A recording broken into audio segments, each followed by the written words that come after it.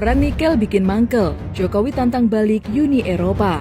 Ditulis oleh Anto Cahaya dari Seaworld.com. Keberanian mengambil keputusan sebagai bentuk tanggung jawab demi rakyat Indonesia benar-benar ditunjukkan oleh seorang Jokowi. Selain berusaha membangunkan kita dari tidur yang panjang, sosok ini juga sedang mengangkat harkat dan martabat bangsa yang selama ini tergambar lemah dan masih gemar merunduk pada asing atau dunia barat.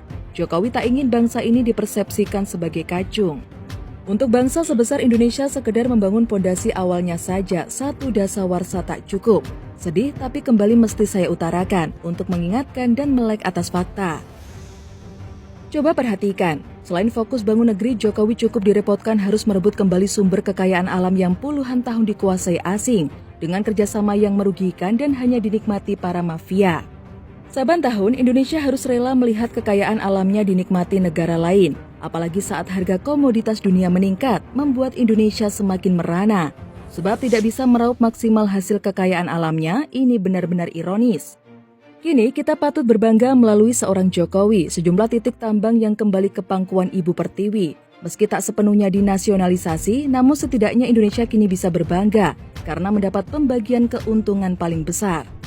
Melalui tangan dingin, Presiden Jokowi kembali berhasil merebut kekayaan sumber daya alam Indonesia atau SDA dari tangan asing, antara lain Freeport, Petral, Blok Rokan, Blok Ambalat yang sebelumnya dikuasai Malaysia dan negara tetangga ini pun berpikir ulang jika harus berkonfrontasi.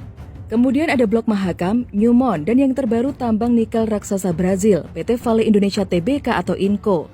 Bagaimana? Ini is amazing, bukan? Gebrakan Jokowi tak sampai di sana, yang dalam negeri pun tak luput dikejar. Aset-aset negara yang juga dinikmati dalam bentuk perusahaan perseroan, yayasan, dan perseorangan diminta untuk dikembalikan ke negara. Para pengemplang pajak bahkan sampai hutang anak-anaknya mantan Presiden Soeharto pun diburu dan ditagih.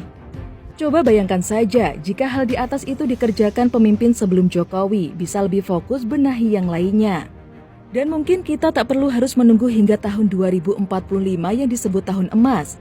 Seperti yang sudah diprediksi banyak ekonom dunia, di mana Indonesia bakal menjadi salah satu negara mercusuarnya dunia. Sebentar, bisa jadi nih kisah kota Atlantis yang hilang dan masih menjadi misteri sejak puluhan ribu tahun yang lalu. Dan konon merujuk bahwa itu di daratan Sundaland Indonesia mungkin benar adanya. Berdasarkan kesimpulan para ahli, seperti hukum siklus yang terulang. Selain direpotkan hal di atas, Presiden Jokowi juga harus menghadapi polarisasi yang gila-gilaan. Akibat hasutan yang masif, tokoh-tokoh berpengarai sengkuni. Jika anteng tak jadi soal, tapi yang bikin gregetan kelompok ini mengganggu dan menggoyang pemerintahan. Agama dijadikan tameng sekaligus kendaraan turun ke jalan-jalan seperti orang kesetanan. Kerjanya hanya bikin rusuh, memprovokasi melalui mimbar-mimbar dan media.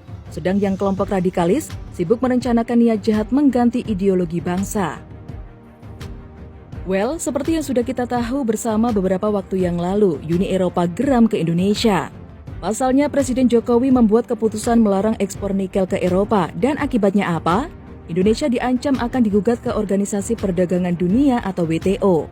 Dan apa reaksi Presiden RI ke-7 Jokowi? Dengan lantang, Presiden tak sedikit pun gentar apalagi mundur. Indonesia siap meladeni dan Presiden Jokowi bahkan memerintahkan untuk mencari lawyer terbaik kelas internasional. Indonesia digugat oleh Eropa ke Organisasi Perdagangan Dunia atau WTO karena melarang ekspor nikel mentah. Presiden Jokowi menegaskan bila ingin nikel RI, negara Eropa dipersilakan untuk bangun pabrik di Indonesia. Tak ada tawar-tawaran lagi. Jokowi mengungkapkan pelarangan ekspor nikel ini bukan berarti Indonesia adalah negara yang tertutup dengan negara lain. Presiden Jokowi bahkan menyebutkan di G20 sudah menyampaikan jika Indonesia tak ingin mengganggu kegiatan produksi negara-negara tersebut dengan larangan yang sudah ia buat. Pernyataan Presiden Jokowi tegas seperti yang dapat kita baca berikut ini. Waktu di G20 dengan EU maupun dengan negara-negara di Eropa, kita ini tidak ingin mengganggu kegiatan produksi mereka kok. Silakan, kita terbuka, kita ini tidak tertutup. Silakan. Kalau ingin nikel silahkan, tapi datang bawa pabriknya ke Indonesia, bawa industrinya ke Indonesia, bawa teknologinya ke Indonesia. Dikerjakan juga tidak usah sampai barang jadi juga nggak apa-apa kok. Setengah jadi dari nikel menjadi cathode, menjadi kusor boleh, nanti baterainya dikerjakan di sana, silahkan, mobilnya dikerjakan di sana, silahkan. Tapi lebih baik kalau semuanya dikerjakan di sini. Akan lebih efisien. Saya sampaikan apa adanya. Artinya kita nggak tertutup. Beda kalau kita tertutup, nggak mau pokoknya mau kita produksi sendiri, nggak boleh orang lain masuk. Boleh kok. Tapi di sini, karena kita ingin membuka lapangan kerja yang sebanyak-banyaknya di negara kita Indonesia. Goalnya ada di situ. Dari pernyataan Presiden di atas jelas bukan tanpa resiko, maka jangan heran jika dibarengi dengan tindakan yang cerdas dan penuh makna dari Presiden Jokowi. Tindakan apa saja itu? Pertama, alutsista kita mulai diperkuat. Beberapa waktu yang lalu Prabowo Subianto sebagai Menhan membeli alutsista dan secara periodik menyerahkan alutsista terbaru ke TNI. Itu sebetulnya tak hanya memenuhi kebutuhan sesuai perubahan zaman saja, tapi juga ada maksud tertentu dari Presiden Jokowi. Dan ini tak dilihat secara terang oleh publik maupun media atas maksud dan tujuan yang tersembunyi. Kedua, Presiden melalui Menhan membentuk Komcat atau komponen cadangan dan sudah dilakukan angkatan pertama. Dan akan terus dilakukan secara bertahap angkatan kedua dan seterusnya sesuai kebutuhan. Mobilisasi komponen cadangan hanya bisa dilakukan oleh Presiden atas persetujuan DPR RI dan tetap di bawah kendali Panglima TNI. Apa artinya? Ingat, Presiden kita itu orang Solo yang suka kirim simbol. Itu semacam perang psikologis untuk kesiapan, strategi tinggi untuk menurunkan mental lawan. Bahwa negara kita juga sudah sangat siap dari sisi pertahanan jika sampai ada yang berani mengganggu kedaulatan Republik Indonesia, maka Angkatan Bersenjata RI siaga. Tapi kiranya Presiden kita ini juga sudah sangat cermat mengkalkulasi, siap keberanian Jokowi semua itu demi rakyatnya, bukan untuk kepentingan pribadi atau golongan tertentu. Seperti kesaksian Prabowo Subianto, ia melihat dengan mata kepala sendiri bahwa Presiden Jokowi memang bekerja untuk rakyat. Kesaksian Prabowo tak main-main, buktinya Fadlizon dibuat lemas dan gemeteran, mungkin semaput belum sadar, tak terlihat ngoceh di Twitternya.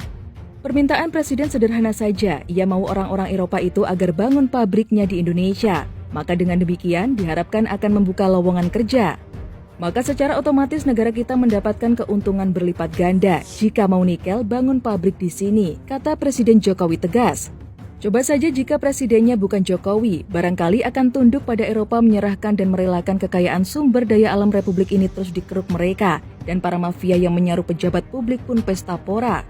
Tak ubahnya kejadian di era sebelum Jokowi menahkodai Nusantara. Sudah saatnya kita memang harus bangkit dari tidur yang panjang dan memang rakyat butuh pemimpin seperti Presiden Jokowi yang gila, berani, tegas dan juga ngoboy agar tak terus-menerus kita diinjak-injak oleh bangsa asing dengan segala kepentingannya. Bersama Presiden Jokowi membuat pondasi dasar yang kuat agar dapat dibangun rumah yang hebat. Untuk generasi di masa datang, Indonesia maju dalam suasana gemah ripah loh jinawi, toto tentrem kertora harjo. Negeri yang memiliki kekayaan alam berlimpah, aman dan tentram. Demikian, salam.